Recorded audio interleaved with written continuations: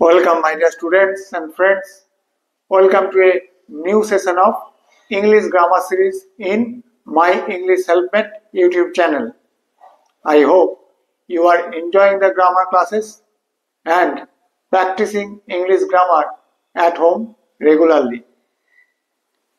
In the previous sessions, we have discussed present tense and past tense. Today, we will discuss future tense and its categories or types. Let us start our class. Present এবং past টেন্সের মতোই future টেন্সকেও চারটি ভাগে ভাগ করা যায়। কি কি? সিম্পল ফিউচার বা future indefinite, future continuous, future perfect এবং ফিউচার পারফেক্ট কন্টিনিউয়াস। সাধারণ ভবিষ্যৎ, ঘটমান ভবিষ্যৎ, পুরাঘটিত ভবিষ্যৎ এবং পুরাঘটিত ঘটমান ভবিষ্যৎ। চলো তাহলে প্রত্যেকটিকে নিয়ে আলাদা আলাদা করে আলোচনা করি। দেখো, ফিউচার টেন্সের প্রথম শ্রেণী বিভাগ কি? সিম্পল ফিউচার বা ফিউচার ইনডিফিনাইট, সাধারণ ভবিষ্যৎ। ভবিষ্যতে কোনো ঘটনা ঘটবে বোঝালে ফিউচার ইনডিফিনাইট বা সিম্পল ফিউচার ব্যবহার করা হয়। সাধারণভাবে ঘটবে, আমি বিদ্যালয়ে যাব, একটা ভবিষ্যতের ঘটনা যেটা ঘটবে। আমি বিদ্যালয়ে যাব, I shall go to school. সে আজ বাড়ি ফিরবে, he will return home today. তাহলে ফর্মটা কেমন হবে? এখানে দেখো, সাবজেক্ট আই, তারপর শ্যাল বা উইল, তারপর V1। শ্যাল বা উইল মোডাল, আমরা জানি মোডালের পরে সবসময় V1 বসে, V1। তারপর অবজেক্ট থাকলে অবজেক্ট, না হলে সেন্টেন্সের বাকি অংশ। তাহলে ফর্মটা কেমন হলো? ফর্মটা দেখো তাহলে, সাবজেক্ট, তারপর শ্যাল বা উইল, তারপর V1, তারপর অবজেক্ট, তারপর বাকি অংশ। আরো কিছু সেন্টেন্স বাংলা থেকে ইংরাজিতে ট্রান্সলেট করে দেখি। দেখো, তুমি বিকালে মাঠে যাইবে বা যাবে। সাবজেক্ট তুমি, ইউ, ইউ এর সাথে কি বসে? উইল বা শ্যালও বসাতে পারি। গো ভার্ব V1,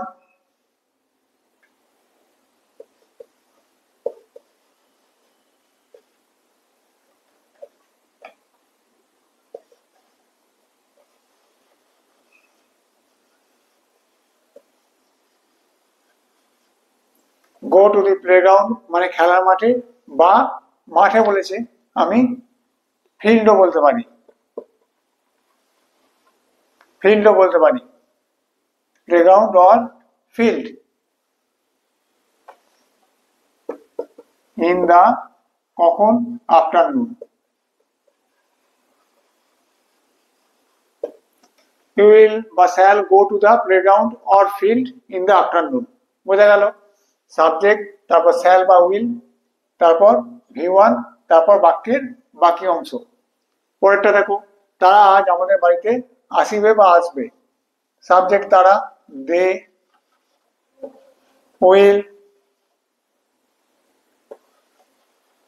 কাম, সাবজেক্ট শ্যাল বা উইল বসে গেল, V1,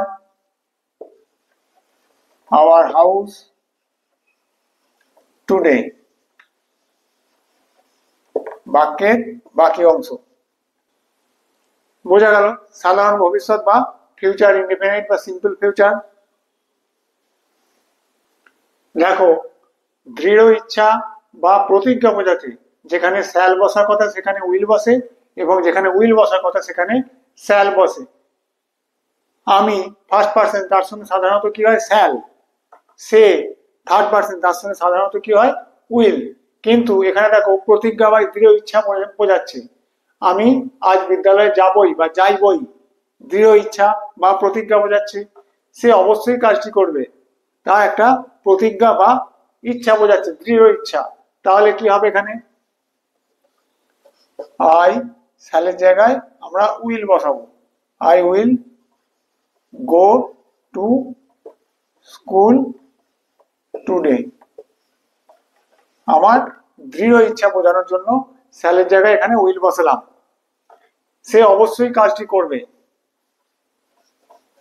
he shall do the work, তার দৃঢ় ইচ্ছা, সেই জন্য এখানে হি এর সঙ্গে শ্যাল বসানো হলো, না হলে নর্মালি হি এর সঙ্গে উইল হয়।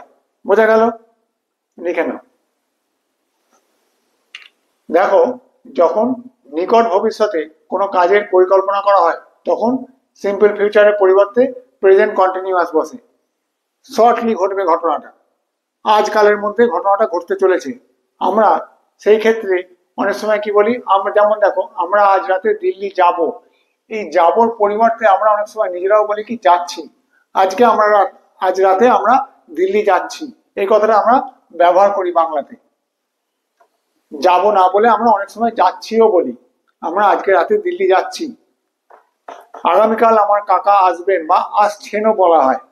যেমন আমরা যখন কোনো ভবিষ্যতের ঘটনা খুব কাছাকাছি ঘটবে, শর্টলি ঘটবে, এমন কোনো ঘটনা কয়েকদিনের জন্য ঘটবে, হয়তো আমরা দিল্লি বেড়াতে যাচ্ছি, এইরকম কথা আমরা বলে থাকি। তো সেই ক্ষেত্রে আমরা কি করি, সিম্পল ফিউচারের পরিবর্তে প্রেজেন্ট কন্টিনিউয়াস ব্যবহার করি। তাহলে কি হবে, আমরা আজ রাতে দিল্লি যাচ্ছি, যাবার পরিবর্তে আমরা যাচ্ছি এইটাকে ধরে নিয়ে আমরা ইংরেজিতে ট্রান্সলেট করব। Tonight, tonight we are going to Delhi, আজ রাতে টুনাইট। বোঝা গেল? বা আমি এটাকে এইভাবেও লিখতে পারতাম, we are going to Delhi tonight, অ্যাডভার্বটাকে আমরা পিছনেও দিতে পারতাম। এখানে দেখো, আগামীকাল আমার কাকা আসবেন বা আসছেন, এই আসবেন না বলে আমরা আসছেন এটাকে ধরে নিয়ে ইংরেজিতে ট্রান্সলেট করব। My uncle is coming tomorrow. বোঝা গেল? নিকট ভবিষ্যতে কোনো কথা হলে, কোনো পরিকল্পনার কথা হলে সেটি আমরা কি করি, প্রেজেন্ট কন্টিনিউয়াসে করি, সিম্পল ফিউচারে নয়। বুঝতে পারলে? লিখে নাও। দেখো, ফিউচার টেন্সের 2 নম্বর শ্রেণী বিভাগ, ঘটমান ভবিষ্যৎ, ফিউচার কন্টিনিউয়াস। ভবিষ্যৎকালে কোনো ঘটনা ঘটতে থাকবে, ভবিষ্যৎকালে কোনো ঘটনা ঘটতে থাকবে বোঝালে ফিউচার কন্টিনিউয়াস ব্যবহার করা হয়।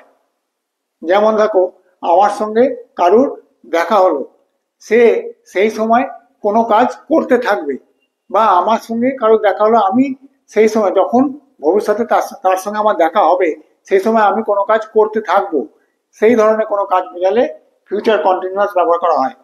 যেমন দেখো, আমি কাজটি করতে থাকবো, I shall be doing the work. তোমার সঙ্গে আমার যখন দেখা হবে তখন আমি সেই কাজটি করতে থাকবো। কি হলো, I shall be doing the work, subject, তারপর শ্যাল বা উইল, তারপর বি, ভার্বের সঙ্গে আইএনজি যোগ, তারপর অবজেক্ট। সে বইটি পড়তে থাকবে বা পড়তে থাকিবে, সাবজেক্ট হি, উইল, শ্যাল বা উইল, তারপর বি, তারপর ভার্বের সঙ্গে আইএনজি যোগ, তারপর অবজেক্ট। তাহলে ফর্ম কি হলো, সাবজেক্ট, তারপর শ্যাল বি বা উইল বি, তারপর ভার্বের সঙ্গে আইএনজি যোগ, তারপর অবজেক্ট, তারপর বাকি অংশ। বোঝা গেল? লিখে নাও। দেখো, আরো কিছু সেন্টেন্স আমরা বাংলা থেকে ইংরেজিতে ট্রান্সলেট করে দেখি। তারা ফুটবল খেলতে থাকবে, ভবিষ্যৎকালে এই ঘটনাটা ঘটতে থাকবে, ফিউচার কন্টিনিউয়াস। দেখো ফর্ম অনুযায়ী, তারা, সাবজেক্ট, দে, সঙ্গে কি হয়, দে উইল বি,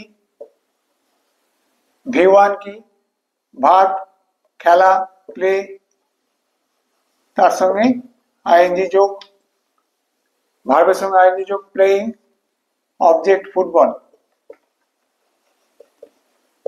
এখানে বাকি অংশ কিছু নেই, সাবজেক্ট, শ্যাল বি বা উইল বি, ভার্বের সঙ্গে আইএনজি যোগ, তারপর অবজেক্ট। তুমি কলকাতায় যেতে থাকবে, you shall be going to Kolkata, এখানে অবজেক্ট কিছু নেই। বোঝা গেল? সাবজেক্ট, তারপর শ্যাল বি বা উইল বি, ভার্বের সঙ্গে আইএনজি যোগ, তারপর এখানে বাকি অংশ যেহেতু অবজেক্ট নেই। বুঝতে পারলে? লিখে নাও। দেখো ফিউচার টেন্সের 3 নম্বর শ্রেণী বিভাগ, ফিউচার পারফেক্ট, পুরাঘটিত ভবিষ্যৎ। ভবিষ্যতে কোনো নির্দিষ্ট সময়ের মধ্যে কোনো কাজ হয়ে থাকবে বোঝালে ফিউচার পারফেক্ট ব্যবহার করা হয়। ভবিষ্যতে দুটি ঘটনা ঘটলে যেটি আগে ঘটবে সেটি ফিউচার পারফেক্ট এবং যেটি পরে ঘটবে সেটি সিম্পল প্রেজেন্ট হয়। ঠিক যেমন পাস্ট পারফেক্টের বেলায় দুটি ঘটনা অতীতে ঘটে থাকলে যেটি আগে ঘটবে সেটি পাস্ট পারফেক্ট এবং পরে যেটি ঘটবে সেটি সিম্পল পাস্ট হয়। তেমনই দুটি ঘটনা ভবিষ্যতে ঘটার থাকলে যেটি আগে ঘটবে সেটি ফিউচার পারফেক্ট আর যেটি পরে ঘটবে সেটি সিম্পল প্রেজেন্ট হয়। এখানে দেখো উদাহরণ, তুমি আসার আগে আমি কাজটি করে থাকবো। দুটি কাজ, তুমি আসবে আর আমি কাজটি করে থাকবো। তাহলে কোন কাজটা আগে হবে? আমি কাজটি করে থাকবো। দেখো এখানে I shall have done the work by the time you come. তুমি আসার আগে, by the time you come, তুমি আসার আগে, তুমি আসার আগে আমি কাজটি করে থাকবো। তাহলে দেখো তুমি আসবে পরে, আমি কাজটি আগে করব। তাহলে সেই জন্য I shall have done the work, যেহেতু আমি কাজটি আগে করব, এই কাজটা ফিউচার পারফেক্ট হলো। আর তুমি পরে আসছো, দুটি ভবিষ্যতে ঘটবে কিন্তু এটি সিম্পল প্রেজেন্ট হলো, by the time you come. Future পারফেক্টের ফর্মটা কি দেখো, সাবজেক্ট, তারপর শ্যাল বা উইল, তারপর হ্যাভ, পারফেক্টের জন্য হ্যাভ, তারপর V3, তারপর অবজেক্ট, তারপর বাকি অংশ। বোঝা গেল? আরো দু একটা উদাহরণ দিয়ে দেখি। দেখো প্রথমটা কি বলেছে, শিক্ষক মহাশয় আসার আগে আমি বাড়ির কাজ করে রাখবো। শিক্ষক মহাশয় আসবেন পরে, তার আগেই আমি আমার যে বাড়ির কাজ হোমওয়ার্ক সেটি করে রাখবো। কি হবে তাহলে? আমি কাজটা আগে করে রাখবো, সেই জন্য এই কাজটা ফিউচার পারফেক্ট হবে। I shall have done my homework by the time the teacher comes, এটি সিম্পল প্রেজেন্টে হবে। বোঝা গেল? এটি পাস্ট পারফেক্ট, যেহেতু আমি এই কাজটা আগে করে রাখবো। আর দ্য টিচার কামস এটি পরে ঘটবে, সেই জন্য এটা সিম্পল প্রেজেন্ট। আবার দেখো আমি যাওয়ার আগে মা রান্না করে রাখবেন। Mother will have cooked before I go. মা রান্নাটা করে রাখবেন আর আমি যাব পরে, সেই জন্য মায়ের এই কাজটা ফিউচার পারফেক্ট আর আমার যাওয়াটা সিম্পল প্রেজেন্ট। বোঝা গেল? লিখে নাও। তাহলে ফিউচার পারফেক্টের ফর্ম কি হলো, সাবজেক্ট, তারপর শ্যাল বা উইল, তারপর হ্যাভ, তারপর V3, তারপর অবজেক্ট, তারপর বাকি অংশ। লিখে নাও ফর্মটা। 4 নম্বর শ্রেণী বিভাগ কি বলেছে, ফিউচার পারফেক্ট কন্টিনিউয়াস, পুরাঘটিত ঘটমান ভবিষ্যৎ। ভবিষ্যতে কোনো ঘটনা কিছু সময় ধরে ঘটতে থাকবে বোঝালে ফিউচার পারফেক্ট কন্টিনিউয়াস হয়। কিছু সময় ধরে ঘটতে থাকবে। ভবিষ্যতে যদি দুটি ঘটনা ঘটে, যে ঘটনাটি আগে থেকে ঘটতে থাকবে সেটি ফিউচার পারফেক্ট কন্টিনিউয়াস এবং পরে যে ঘটনাটি ঘটবে সেটি সিম্পল প্রেজেন্ট টেন্স হয়। পারফেক্ট কন্টিনিউয়াস মানে কোন একটা নির্দিষ্ট সময় থেকে ঘটনাটা ঘটতে থাকবে বা কিছু সময় ধরে ঘটনাটা ঘটবে। প্রেজেন্ট পারফেক্ট কন্টিনিউয়াস মানেও কোন একটা নির্দিষ্ট সময় থেকে বা কিছু সময় ধরে ঘটনাটা ঘটছে এবং এখনো চলছে। পাস্ট পারফেক্ট কন্টিনিউয়াস মানেও কোন একটা নির্দিষ্ট সময় থেকে ঘটনাটা ঘটছিল বা কোন একটা নির্দিষ্ট সময় ধরে ঘটনাটা ঘটিতে ছিল। আর ফিউচার পারফেক্ট কন্টিনিউয়াস মানেও কোন একটা নির্দিষ্ট সময় থেকে বা কিছুক্ষণ ধরে ঘটনাটা ঘটতে থাকবে ভবিষ্যতে। বা দুটি ঘটনা ঘটলে যে ঘটনাটা আগে থেকে ঘটতে থাকবে সেটি ফিউচার পারফেক্ট কন্টিনিউয়াস এবং তখনও ঘটনাটা চলতে থাকবে। আর দ্বিতীয় যে ঘটনাটা সেটা সিম্পল প্রেজেন্ট হবে। উদাহরণ দিয়ে দেখি।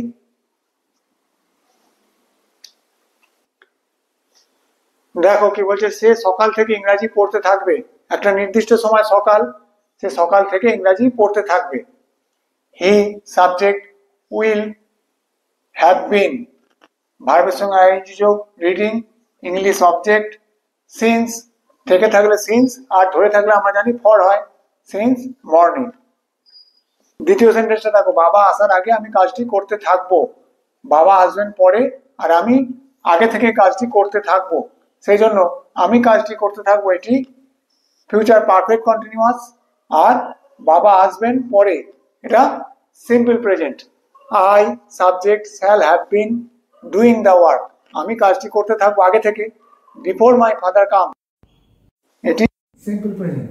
বোঝা গেল দুটি ঘটনা ঘটেছে, আর এখানে একটি ঘটনা, সে সকাল থেকে ইংরাজি পড়বে। তাহলে ফর্মটা কি হলো দেখে নিই। তাহলে ফিউচার পারফেক্ট কন্টিনিউয়াসের ফর্মটা কি হলো, প্রথম সাবজেক্ট, তারপর শ্যাল বা উইল, তারপর হ্যাভ বিন, তারপর ভার্বের সঙ্গে আইএনজি যোগ, অবজেক্ট, তারপর ফর বা সিন্স, তারপর টাইম, তারপর সেন্টেন্সের বাকি অংশ। বোঝা গেল? আশা করি ফিউচার টেন্স সকলে বোঝা গেছে। এরপরেও যদি কোনো সমস্যা থাকে তোমরা কমেন্ট করে জানিও, আমি উত্তর দেওয়ার চেষ্টা করব। টেন্সের প্রেজেন্ট, পাস্ট এবং ফিউচার এর যে তিনটি ক্লাস করলাম, আশা করি প্রেজেন্ট, পাস্ট আর ফিউচার টেন্স নিয়ে তোমাদের আর কোনো সমস্যা নেই। এরপরে আমরা এক্সারসাইজের মাধ্যমে আরো কিছু বাক্য বাংলা থেকে ইংরেজিতে ট্রান্সলেট করব প্রত্যেকটা টেন্সেরই। পরের সেশনগুলিতে আমরা এই নিয়ে আলোচনা করব। ক্লাস ভালো লাগলে এবং নতুন নতুন এই ধরনের ক্লাস পেতে তোমরা অতি অবশ্যই চ্যানেলটিকে সাবস্ক্রাইব করো। Thank you.